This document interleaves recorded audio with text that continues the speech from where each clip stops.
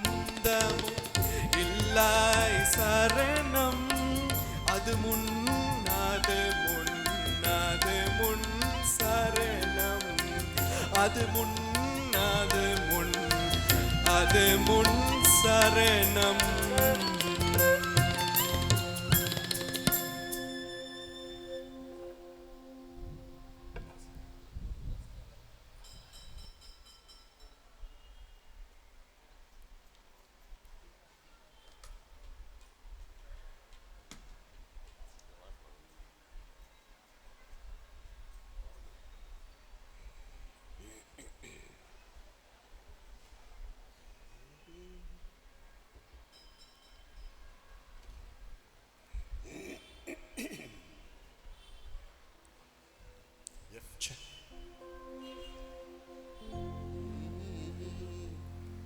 ஒளிமங்கி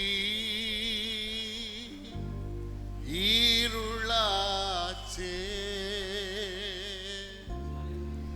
உத்தமனே வாருமையா வாருமையா ஓதகரே வந்தமிடம் தங்கீரும்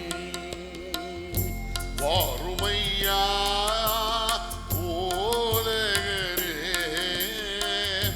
வந்தமிடம் தங்கீரும் சேருமையா பந்தினி சேருமையா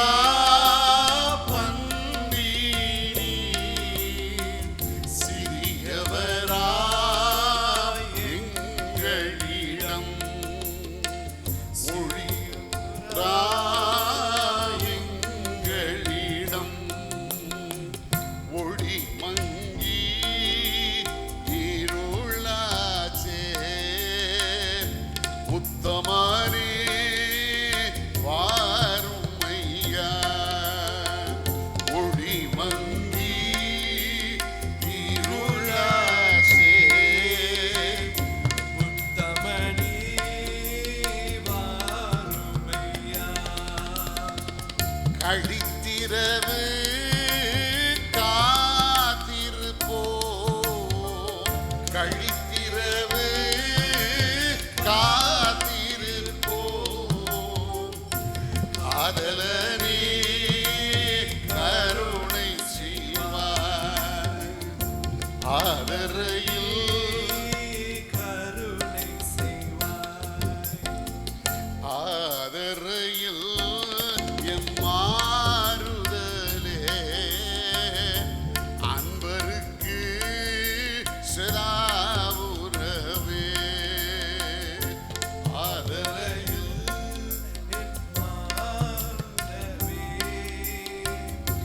அன்பருக்கு சதாவுறவே தேவையற்கு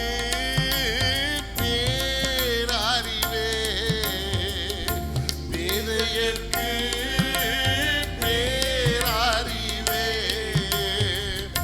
பாதைவை ஜீவ சகுருவே நாம் இருப்போம் நடுவிலி நாயகன் நாமம் நமஸ்கரிக்க நாம் இருப்போம் நடுவிலங்கி நாயகன் நாமம் நமஸ்கரிக்க. தாமதம் ஏன் தையை புரிய தாமதம் தயை புரிய தத்பரனே நலம் தருவாய் உந்தன் மனை திருச்சபையை உலகமெங்கும் வளர்த்திடுவாய் உந்தன் மனை திருச்சபையை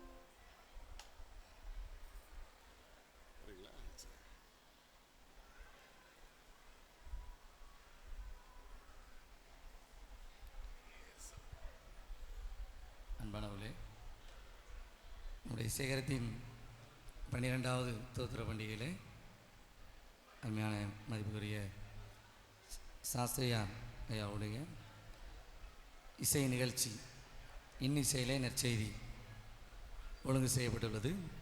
இப்பொழுது நம்முடைய சேகரத்தின் சார்பாக நாம் அவங்களை அன்போடு நாம் மரியாதை செய்து வாழ்த்தி வரவேற்க இருக்கிறோம்.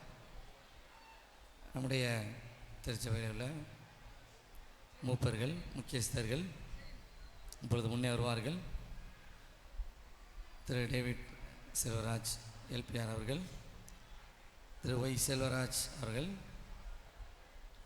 திரு சிம்சோன் தேவதாஸ் அவர்கள் முன்னவங்க வந்து அருமையான திரு கிளம்மன் வேதநாயகம் சாஸ்திரியார் அவர்களையும் திரு சுதர்சன் ஐசக் வேதநாயகம் அவர்களையும் அவர்களை வரவேற்பார்கள்.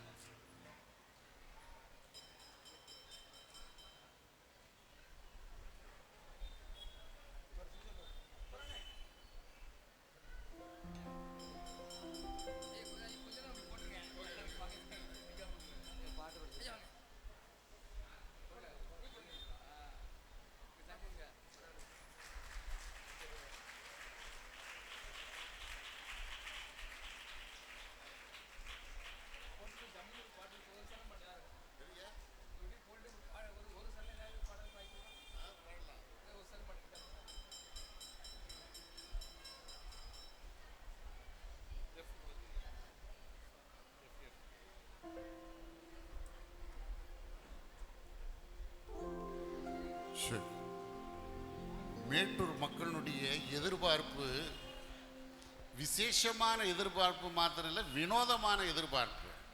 மாலை போட்டுட்டு ஒரு சரணம் பாடுங்களேன்னு கேட்டுக்கிட்டாங்க. சரி, அதையும் நாங்கள் பூர்த்தி செய்ய விரும்புகிறோம்.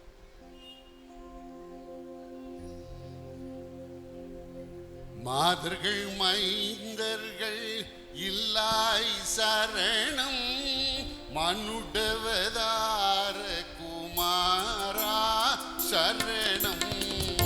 மாதர்கள் மைந்தர்கள் இல்லாய் சரணம் மடுடவதார குமாரா சரணம். மாசில்லாத மணியே சரணம். மாசில்லாத மணியே சரணம். மன்னா பொன்னா விண்ணா சரணம். மன்னா பொன்னா விண்ணா சரணம். ஆதியும் அந்தமும் இல்லாய் சரணம். அது முன் அது முன் அது முன் சரணம். ஆதியும் அந்தமும் இல்லாய் சரணம்.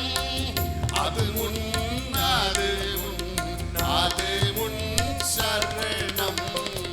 அல்பாவோமே காவே சரணம். அல்பாவோமே காவே சரணம். அடியே நடுவே முடிவே சரணம். அடியே நடுவே முடிவே சரணம்.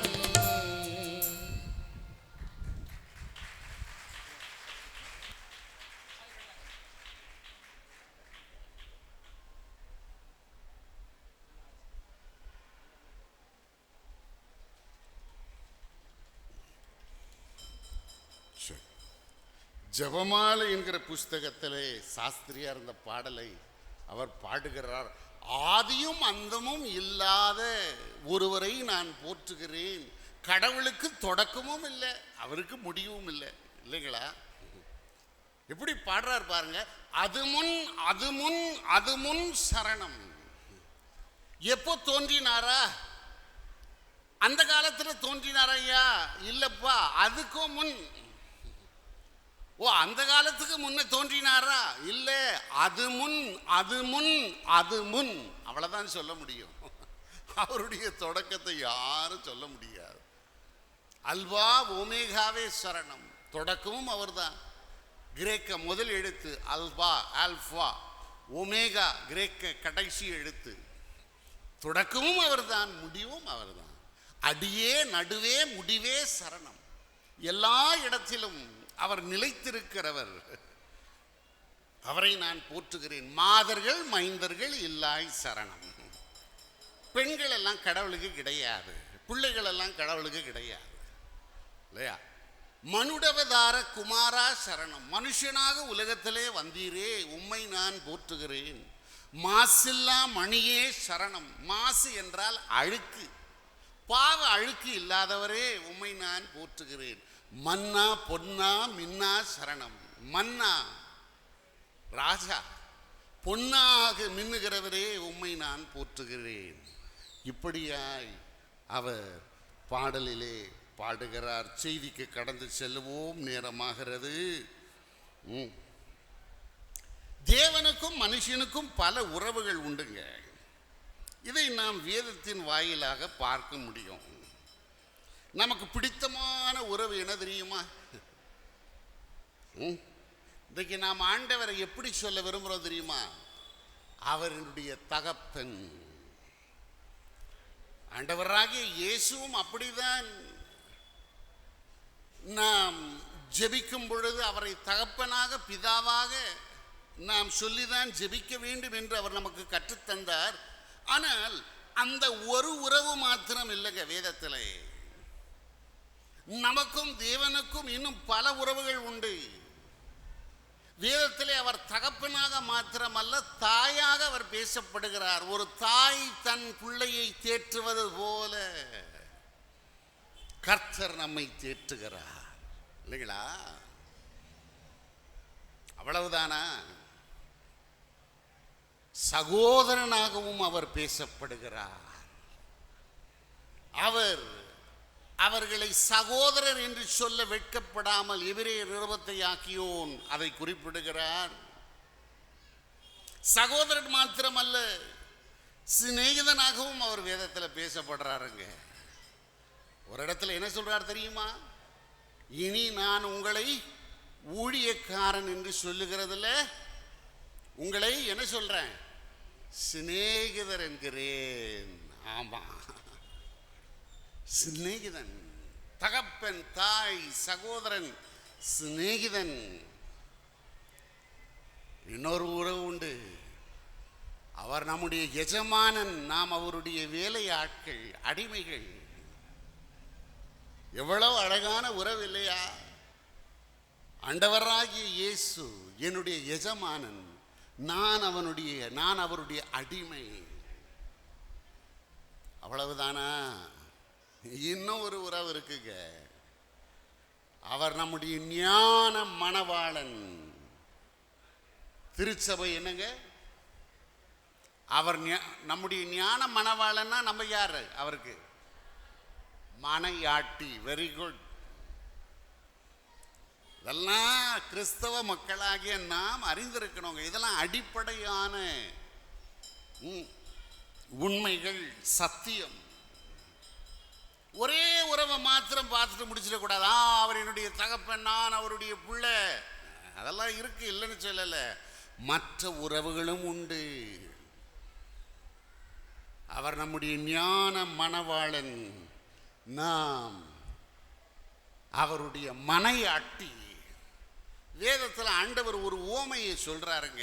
இந்த அடிப்படையில், இந்த உறவின் அடிப்படையிலே சொல்லப்படுகிற ஒரு உவமை ஒன்று உண்டு. எத்தனை பேர் 12 கன்னிகளின் உவமையை படிச்சிருக்கிறீங்க? கை தூக்குங்க பார்க்கலாம். Very good. அங்கே ஒருத்தர் தூக்குறாங்க. 4 பேர் கைதான் பார்த்தேன் நான். சரி, 10 கன்னிகளின் உவமையை எத்தனை பேர் வாசிச்சிருக்கீங்க? அவங்களும் ஒருவர் தான் கை தூக்குறாங்க. 12 கன்னிகளே கிடையாது, 10 கன்னிகைகள் தான். சரி, அதாவது வாசித்திருப்பீங்கன்னு பார்த்தா அதுவும் கொஞ்சம் தான். ஏற்கனவே முதல் நாளிலே நான் சொன்னேன், திரும்பவும் சொல்கிறேன் கேளுங்க. நம்ம ஜெபிக்கும் பொழுதுங்க நம்ம என்ன செய்யறோம் தெரியுமா? நல்லா கவனிங்க, நான் சொல்றது தவற நினைக்காதீங்க. நாம் ஜெபிக்கும் பொழுது நான் ஆண்டவரிடத்துல பேசுகிறேன். எதுங்களா? இப்போ ஆண்டவர் என்னோட எப்போ பேசுவாரு? ஊழியக்காரர் மூலமா பேசுறாரு. ஊழியக்காரர் எப்போ? கரெக்டா சொல்றாங்க. ஊழியக்காரர் எப்பொழுது இருக்கிறது இல்லையா? வீட்டில் இருக்கிறோம், ஆண்டவர் என்னோட பேசணும், ஊழியக்காரரை கூப்பிடு, ஆண்டவர் என்னோட பேசணும் சொல்லுவோம். திருவசனத்தை வாசிக்கும் பொழுது, தியானிக்கும் பொழுதுதான் ஆண்டவர் நம்மோடு பேசுகிறார். தெரியுதுங்களா? இன்றைக்கு நான் தான் ஆண்டவரிடத்தில் பேசணும், ஆண்டவர் என்னோடு பேச அவ்வளோ நேரம் பேச வேண்டாம்னு நினைக்கிறோமா? அதனால தான் தெரியறதில்லை வேதம். அங்கே ஒருத்தர் ஜெபம் பண்ணுறார் ஓடணும், இங்கே ஒருத்தர் ஜெபம் பண்ணுறார் ஓடணும், அங்கே ஒருத்தர் ஜெபம் பண்ணுறார் ஓடணும். அதெல்லாம் சரி இருக்கட்டும், ஓடுங்க. நீங்கள் ஆண்டவரிடத்தில் பேசணும் ஓடுறீங்களே, ஆண்டவர் உங்களோடு திருவசனத்தின் மூலமாக பேச வேண்டும் என்கின்ற வாஞ்சை உண்டா? அந்த திருவசனம் வாசிக்காத பழக்கம் குறைந்து, வாசிக்கிற பழக்கம் இப்பொழுது குறைந்து போகிறது. அதான் சொல்றேன், திருவசனத்தை விடக்கூடாது. ஜெபிக்கிறதெல்லாம் நல்லதுதான், எல்லாரோட சேர்ந்து ஜெபம் பண்ணுங்க. நாம் ஆண்டவரோடு பேசும் பொழுது, நாம் ஆண்டவரிடத்தில் ஜெபிக்கும் பொழுது நாம் ஆண்டவரிடத்தில் பேசுகிறோம். அதே நேரத்தில் ஆண்டவரும் என்னோடு பேச வேண்டும். திருவசனத்தின் மூலமாக தான் ஆண்டவர் நம்மோடு பேசுவார். சரி, பரலோக ராஜ்யம் எப்படி காணப்படுகிறது, எதற்கு ஒப்பாய் இருக்கிறது என்பதை அவர் ஆண்டவராகிய இயேசு விளக்கும் பொழுது ஒரு உவமையின் அடிப்படையிலே விளக்குகிறதை பார்க்கலாம். பரலோக ராஜ்யம் தங்கள் தீவெட்டிகளை பிடித்து கொண்டு மணவாளனுக்கு எதிர்கொண்டு போக புறப்பட்ட 10 கன்னிகைகளுக்கு ஒப்பாயிருக்கிறது. 10 கன்னிகைகள்.